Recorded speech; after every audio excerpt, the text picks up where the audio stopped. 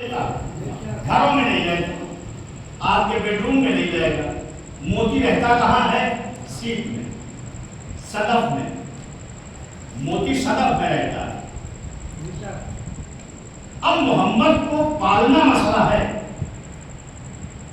تو جب یہ بات سامنے آئی تو اس میں یہ طے پایا کہ بھائی کوئی کچھ کہے گا، کوئی کچھ کہے گا، کوئی کچھ کہے گا۔ ہو سکتا ہے کہ ابو طالب کہے ہم پالیں گے، دوسرے چچا کہیں گے ہم پالیں گے۔ اس لیے یہ تجویز طے ہوئی کہ پیغمبر یعنی محمد خود طے کرے کہ کس آغوش میں پرورش پائیں گے۔ یہ پوری تاریخ ہے۔ اب ایک جملہ آپ کے حوالے کرنا چاہتا ہوں۔ اب جب یہ طے ہو گیا کہ محمد خود فیصلہ کرے کہ کس کی آغوش زیب دے گی پرورش محمد کے لیے، تو پیغمبر اٹھے اور اٹھنے کے بعد ایک قائلانہ نظر اپنے چچا پہ ڈالا اور جا کے آغوش ابو طالب میں بیٹھ گئے۔ آغوش ابو طالب میں بیٹھ گئے۔ طے ہو گیا کہ ابو طالب پرورش کریں گے۔ اب ایک جملہ کہہ کے آگے بڑھنا چاہتا ہوں۔ کائنات کی اصلاح کے لیے سارے مرسلین میں، سارے انبیاء میں جسے خاتم الانبیاء کا لقب دینا تھا، اللہ نے منتخب کیا محمد کو، اور محمد نے اپنی پرورش کے لیے آغوش چنا، آغوش ابو طالب۔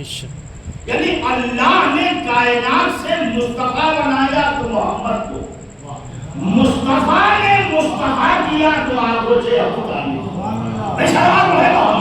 اللہم صلی علی محمد و آل محمد۔ اب سنیے، میں اپنے مضمون کو سمیٹ رہا ہوں، حالانکہ بہت جلدی سمیٹنے والا مضمون یہ نہیں ہے۔ انتخاب کیا محمد نے آغوش ابو طالب کا۔ ذہن میں رہے منطقی گفتگو۔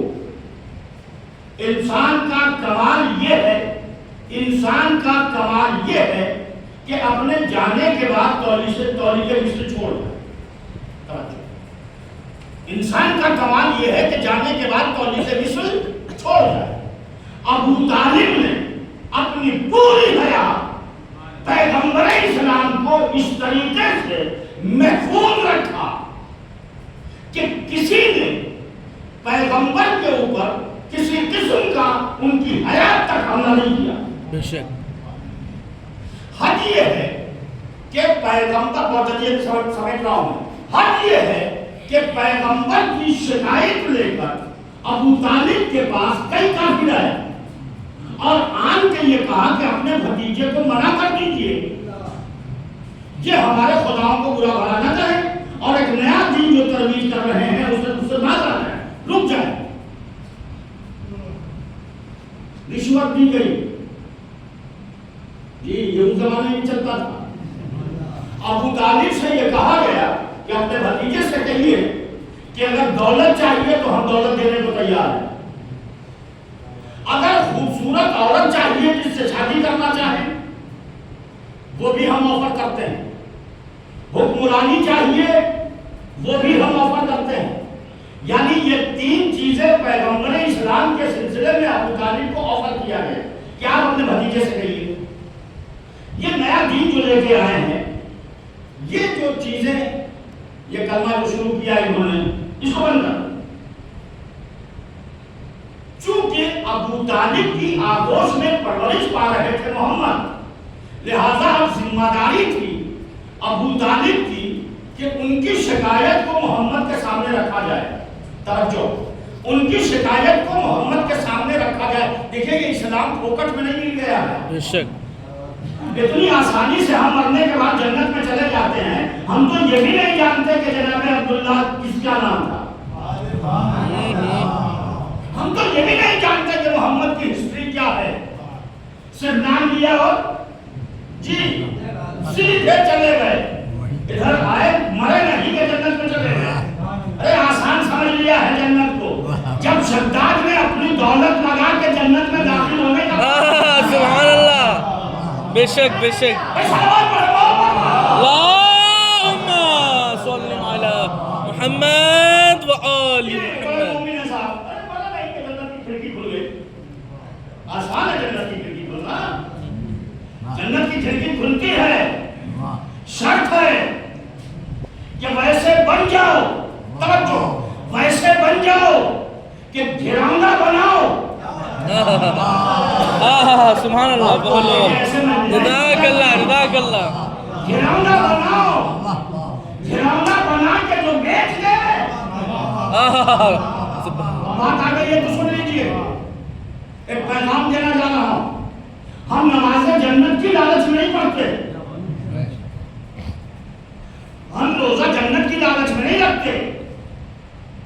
ہم حج جنت کی لالچ میں نہیں کرتے. جنت تو ہم نے بہت پہلے خرید لیا ہے. اگر بیدار بیٹھے ہیں تو جملہ رائے کرنا چاہے.